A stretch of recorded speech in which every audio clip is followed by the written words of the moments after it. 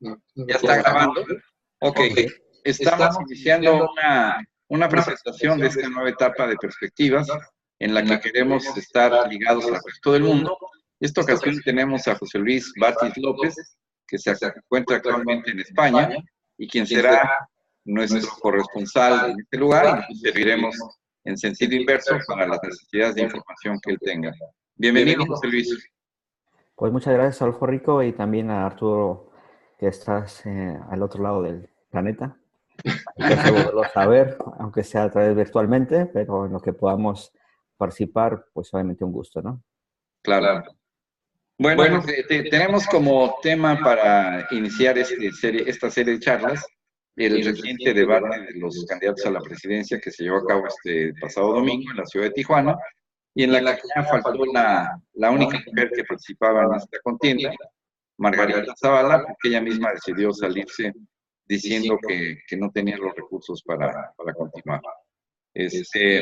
Realmente hay tres candidatos, porque el Bronco dice que se aburrió en el debate.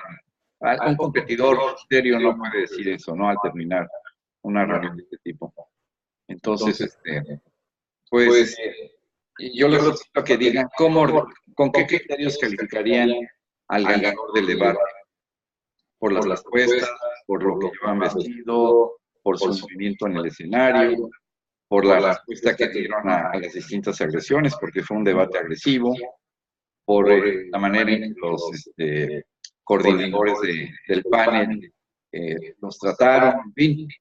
Ustedes díganos qué criterios quisieran apuntar.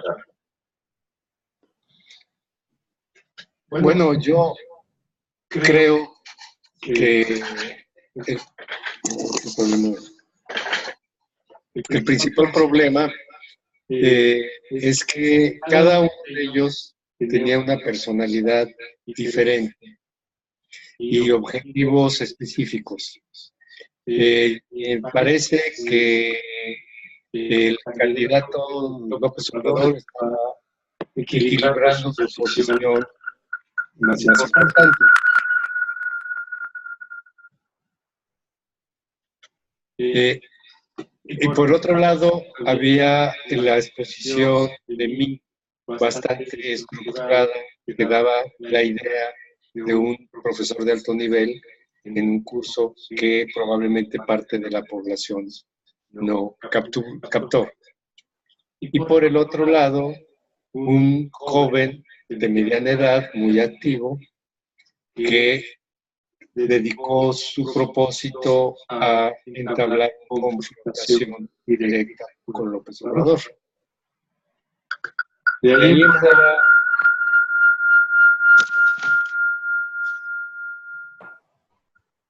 el otro candidato se dedicó a llamar y distraer la atención hablando de su experiencia personal en lo largo de su exposición. ¿Quién ganó para ti, Arturo?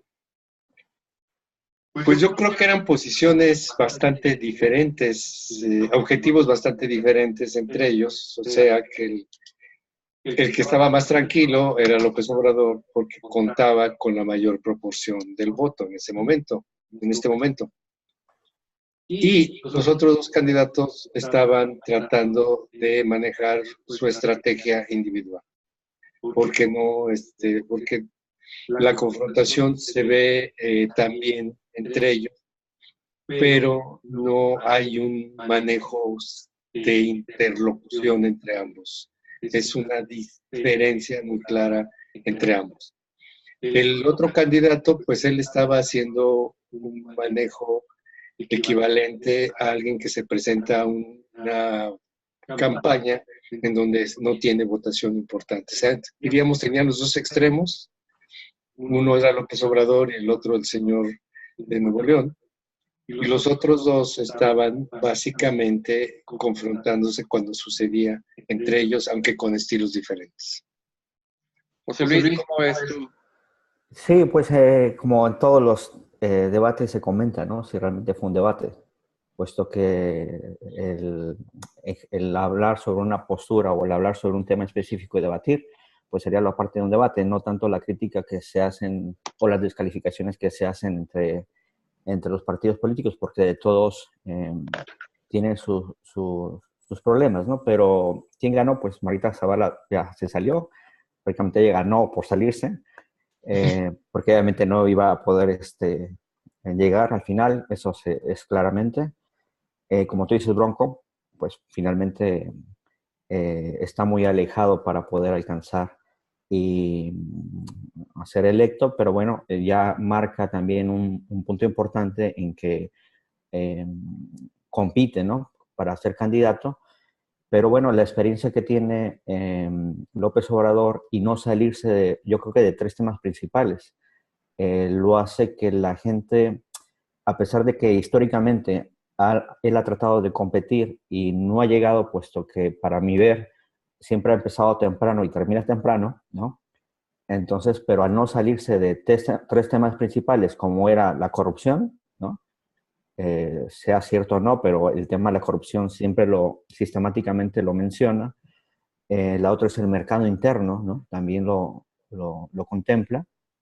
Mientras que los demás están viendo hacia afuera, que es importante, obviamente, muy importante, pero de los temas que finalmente se centran, porque obviamente el debate es en Tijuana, que preocupa mucho lo que es la migración, que yo creo que para allá fue un poco enfocado más el debate. A diferencia de los otros candidatos, al dar a conocer que las estrategias para poder defender, por ejemplo, a los connacionales es a través de mayor recursos para proveer el apoyo ahí legal hacia los migrantes, puesto que López Obrador habla sobre una especie de procuraduría. Entonces, da otro enfoque que podría ser interesante.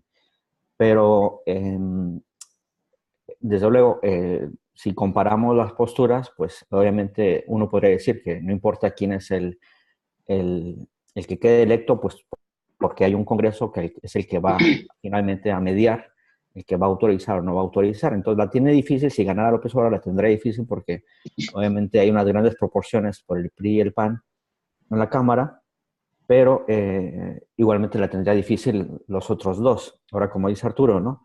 La parte de un candidato joven o un candidato que es más académico o que haya estado obviamente en varias administraciones, tanto en PAN y en PRI, pues sí tiene conocimiento, pero también le falta un poco más de la actividad o la posibilidad de negociación, ¿no? Que es lo que también se requiere un poco más de mayor postura. Fuertemente la crítica también la tuvo Meade en cuanto, porque también se mencionó la cuestión de Trump, que dentro de la administración, cuando él era secretario, pues obviamente no fue una decisión fuerte, puesto que para contrarrestar o para no invitar, obviamente, a Trump, ¿no? Entonces, en ese sentido, pues vemos los claroscuros o vemos la parte quizás débil que en su momento tuvo, que ahora tal vez sea más difícil creer que pueda, ahora sí, como dijeron ellos, ¿no? Que tratar de ponerse al frente del tú por tú y hacer que México sea respetado por cualquier país, ¿no? Incluyendo Estados Unidos. Entonces, por ahí yo creo que sí está un poco difícil, que antes, obviamente, históricamente, López Obrador no llegaba, y ahora yo creo que con las encuestas que dicen, pues lleva la mayoría, ¿no? Entonces, las encuestas indican que lleva mayor preferencia de López Obrador. A mí me pareció que la posición de López Obrador era nadar de muertito.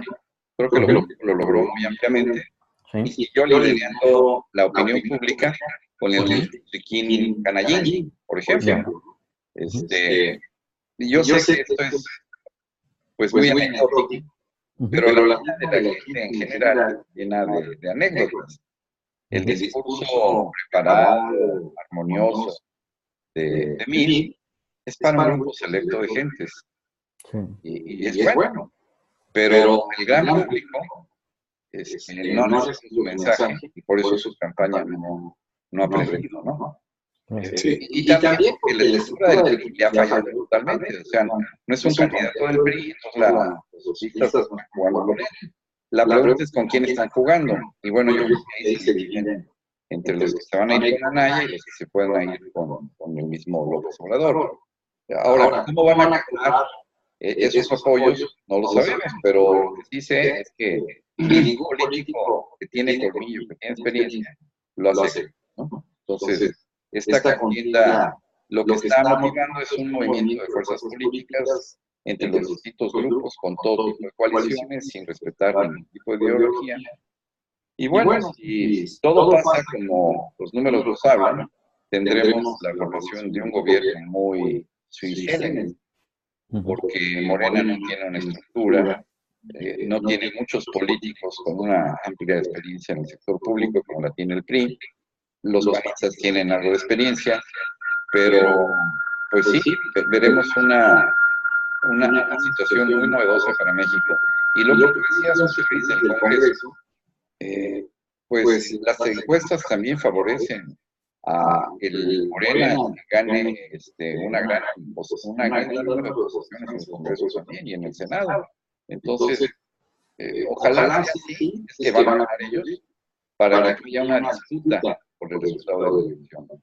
Y si llegara a ganar Anaya, pues Anaya también necesita ganar con una diferencia amplia para que esto no se discute, para que el resultado lo acepte la población en general. Aunque los hechos fortuitos pueden modificar radicalmente el resultado de la elección. Me acuerdo del 11 de marzo en la estación de Atocha. Ahí cambió radicalmente la expectativa y el comportamiento de los ciudadanos españoles fue el contrario. Sí, yo creo que hay un aspecto que sí me llamó la atención y quizás sea un buen ejemplo para ver cuál es la posición y el conocimiento como autoridades que los tienen los 4 candidatos. Y todo esto tiene que ver con la mención que se con respecto a la frontera norte y después con respecto a la frontera sur. Si se soltó ese aspecto producto de ver la política de Estados Unidos, pero poco a poco en el debate fue apareciendo el carácter emergente de la frontera sur, en este caso con Centroamérica, que pone a México en una posición mucho más complicada de lo que todos los días se había venido discutiendo sobre la frontera de México. ¿Qué quiero decir con esto? Que se dieron cuenta que la realidad es diferente a la que la política y muchos de los ciudadanos consideran central, que es la frontera norte, que es la que tiene una mayor tradición histórica y gran movimiento económico en las últimas décadas. Sin embargo, se ha mantenido muy oscuro el comportamiento por el tamaño en la frontera con Centroamérica. ¿Qué es lo que, a qué me refiero?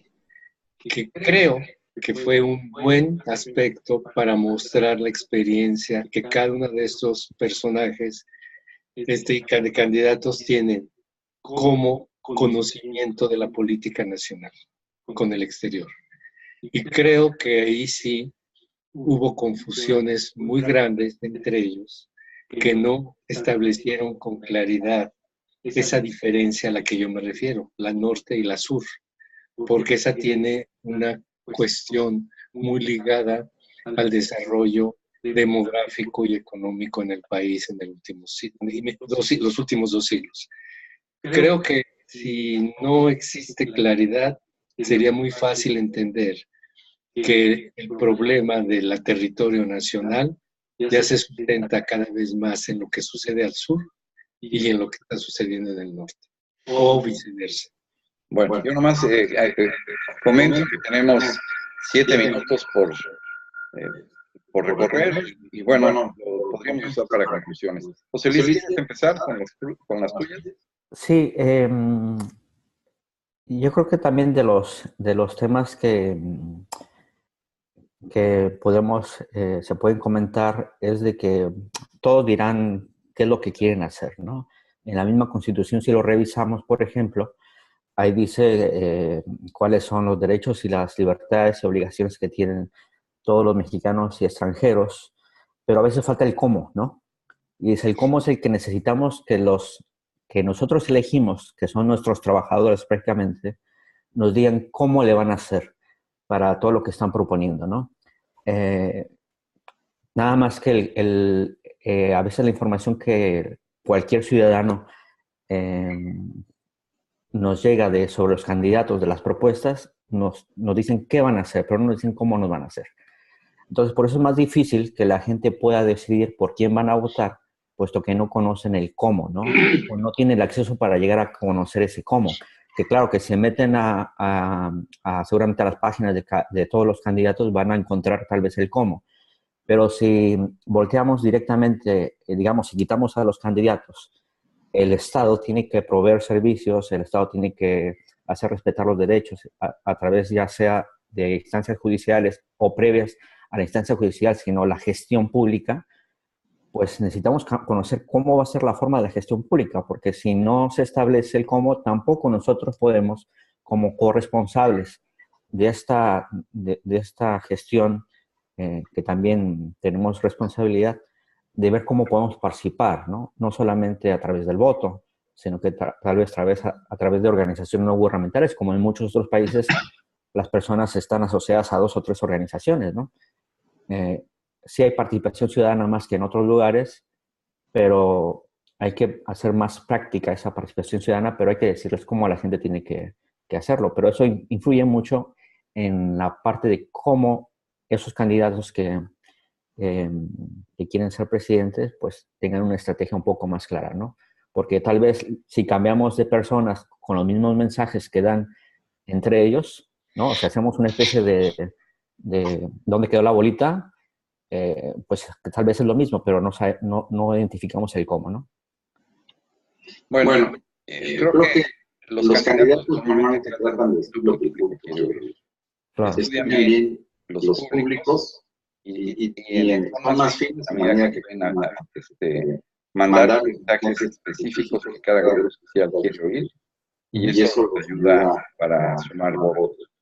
La cuestión aquí es que el escenario político desde octubre del año pasado, con las encuestas que había en aquel tiempo, mostraron pues que nadie podía ganar por sí solo, y por eso se hicieron las alianzas de distintos partidos políticos. Pero también mostraron que si la gente se mantiene firme en su posición, no importa lo que pase a lo largo de la campaña, pues entonces los discursos suenan un poco huecos, ¿no? Lo que va a importar más es cómo se mueven las emociones y que se van a provocar grandes eventos que hagan que la posición de que ha sido se modifique, o bien que los que normalmente no votan vayan y voten por un candidato en especial, ¿no? En fin, creo que con esto llegamos al final de esta primera experiencia, conversando perspectivas con José Luis Batis, que está en Pamplona, España. Nosotros, Arturo Ramos, servidor, aquí en Mexicali. Y bueno, como el tiempo se está acabando, yo quisiera que dedicáramos los últimos minutos, que ya no voy a grabar, para que analicemos para ver las observaciones de cada uno respecto a este programa, ¿no? En cuanto a imagen, en cuanto a sonido, en cuanto a tiempo, porque en la medida que sea más limpio el video, pues a la gente le va a gustar más. Así que adelante. Claro. Bueno, por mi parte lo veo que está funcionando bien, los audios trabajan bien, escucho claro, la imagen también se ve bien, veo más clara la imagen de Arturo, obviamente por la calidad de la cámara, pero lo veo bien, o sea, no se corta nada completamente. No sé si ustedes me ven bien allá también, pero bien, en realidad está funcionando perfectamente. ¿El tiempo cómo lo veo bien? ¿No bien? Bien, sí, sí. ¿Cuánto fue, Juan? Breve. Usamos un poco más de 15 minutos. Sí, sí. No, está, es otra cosa ahora. Sí, a ver, déjame cambiar la iluminación de este cuarto. Sí, a mí se me está acabando la batería, me queda 3%, pero me voy a conectar con el celular. Sí, ya. Sí. A ver, ¿así mejora la imagen de nosotros? Sí, sí, sí. Yo lo que hice fue, estando con la computadora, dos computadoras aquí, mejor apagué mi micrófono, porque de todas maneras, a través de Arturo me captaba, pero llegué a oír ruido de vez en cuando que se viciaba el micrófono. No entiendo por qué. Pero en fin. Y la imagen de Arturo, creo que te conviene bajar la cámara para que... ahí está.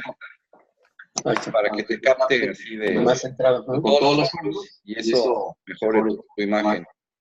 Ahora, tengo un regalo aquí en despacho, entonces no me gusta, no es el escenario ideal en este momento para una grabación, pero ya vimos que funciona.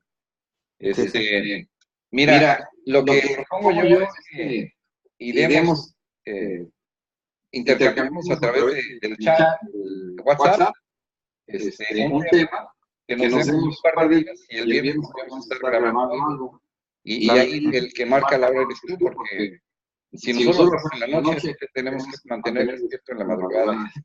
Y no lo más conveniente, Luis. ¿Cómo lo ves? Claro, para mí ahorita son las 12:28, entonces, no sé, las horas que ustedes creen que no sea tan tarde para ustedes también.